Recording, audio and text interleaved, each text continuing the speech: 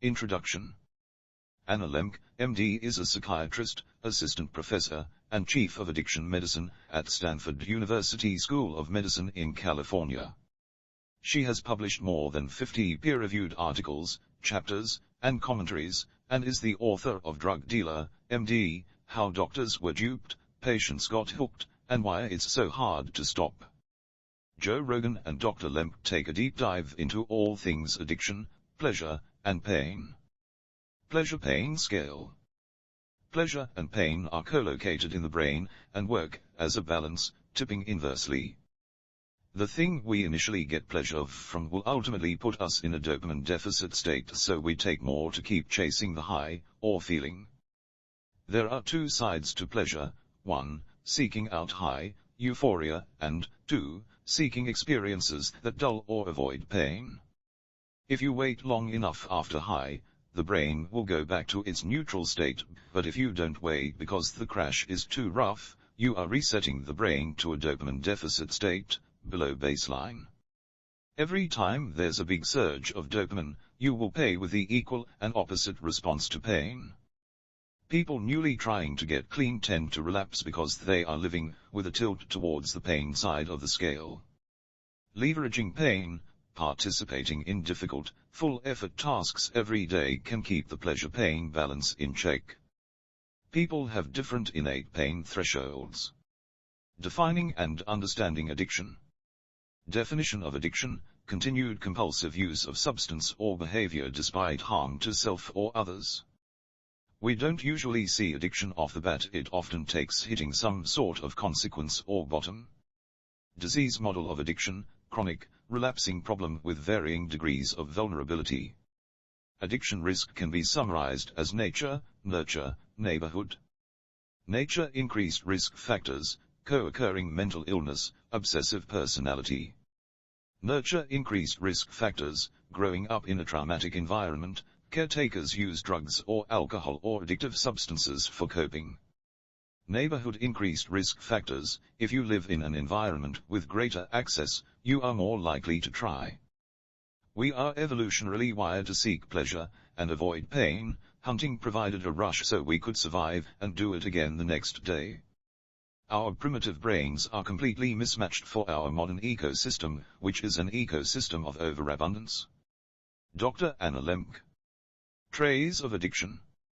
Diagnosis of addiction is based on behaviors, and based on 4 Cs: control, compulsion, craving, consequence, to self and others.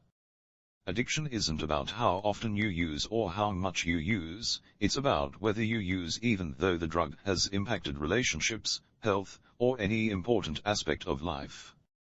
Our society rewards certain types of addictions, and not others. We reward workaholics, obsessive athletes. The same mechanism is in place whether it's beneficial, for example, professional athlete, or detrimental, for example, drug user. We celebrate extreme athletes who are obsessed with their performance, and everything that goes into it. What we don't often hear about is what happens when the athlete or high performer stop. Part of what drives addiction is people want to control what they feel and when they feel it. People with addiction are some of the most tenacious people. If that can be directed in a healthier way, the traits will lend themselves. You often see former addicts turn to endurance sports, rewards, and living in the moment. We often tie our happiness to hard work, a milestone, an achievement. Modern life has evolved around a reward system, and it has a negative impact on the way we perceive time, and takes away from our ability to be present in the moment. Example: run 5 miles to eat ice cream. There's a benefit in letting our experience unfold with uncertainty, and embracing the feeling. Living in the moment means tolerating the stress of being in the moment, and not waiting for the reward. Exposure to do difficult, effortful things can build resilience and confidence. Effect of modern life on dopamine and addiction. Not being in an enriched environment can lead to addiction. Life today is more boring in many ways. Our survival needs are met. We don't even have to leave our home to have every single need met.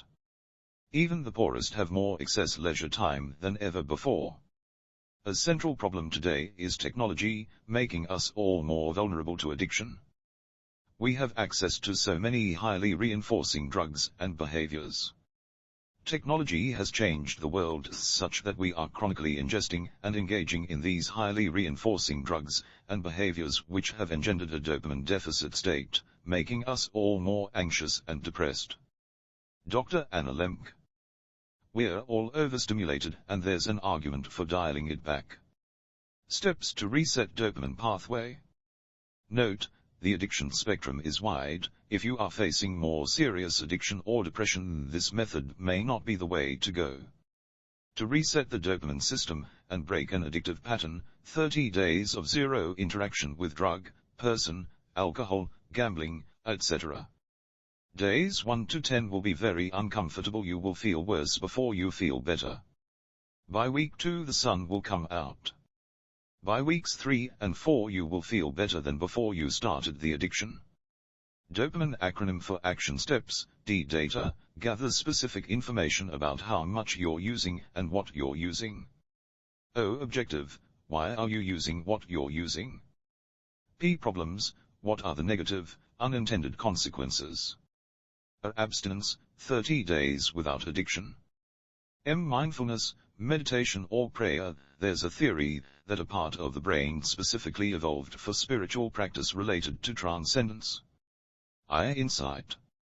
N. Next steps. E. Experiment. Reconnect with nature and experience nature. Recovery. Addiction is a unique disease. It's hard to predict who will get better and who won't. Treating the addiction is the important first step. There will be time to reflect on the underpinnings and how you got there later. Often, those who frame their story with a lens of blaming others will have a more difficult road to recovery. Ibogaine and psychedelics. Generally speaking, drugs used to help addiction have not had great success in treating the disease, i.e., leading to recovery.